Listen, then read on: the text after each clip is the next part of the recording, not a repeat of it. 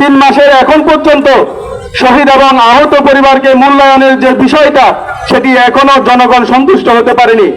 এখনো পর্যন্ত শহীদ এবং আহতদের লিস্ট পাবলিকলি প্রচার করা হয়নি।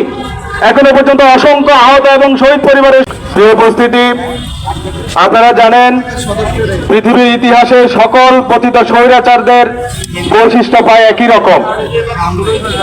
তাদের পতনের পর তাদের দীর্ঘদিনের লালিত দোসররা বিপ্লবী তথা গণ অভ্যুত্থানের সরকারকে বিতর্কিত করার জন্য, দেশকে অস্থিতিশীল করার জন্য জাতীয় এবং আন্তর্জাতিক পর্যায়ে তারা তাদের দোসরদের অপতৎপরতা কন্টিনিউয়াসলি চালিয়ে যেতে থাকে।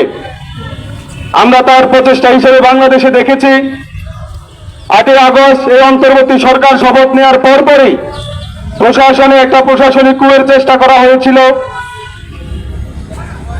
কতিপয় পথভ্রষ্ট আনসার বাহিনীর সদস্যদেরকে দিয়ে তাদেরকে দিয়ে একটি অস্থিতিশীল ও পরিস্থিতি তৈরির চেষ্টা হয়েছিল।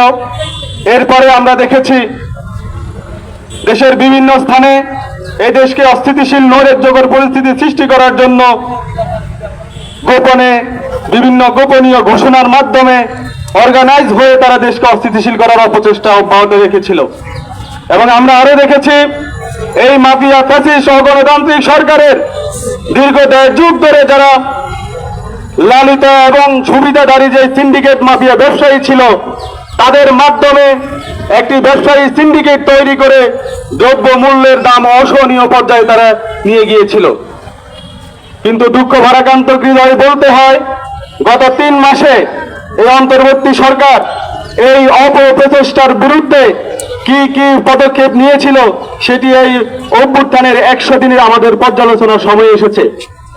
আমার পূর্ববর্তী বক্তা আরিফ বলে গিয়েছিল, এই 3 মাসের এখন পর্যন্ত শহীদ এবং আহত পরিবারকে মূল্যায়নের যে বিষয়টা সেটি এখনো জনগণ সন্তুষ্ট হতে পারেনি।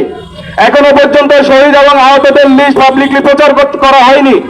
এখনো পর্যন্ত অসংখ্য আহত এবং শহীদ পরিবারের সদস্যরা আমাদেরকে ফোন দিয়ে কান্নাকাটি করে।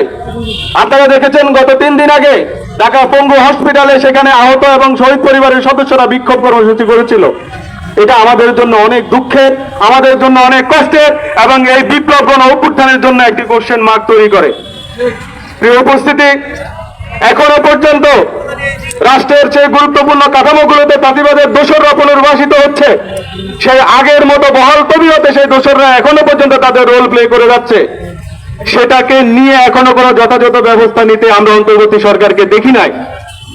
জাতীয় নাগরিক কমিটির পক্ষ থেকে আমরা উদাত্ত আহ্বান রাখতে চাই,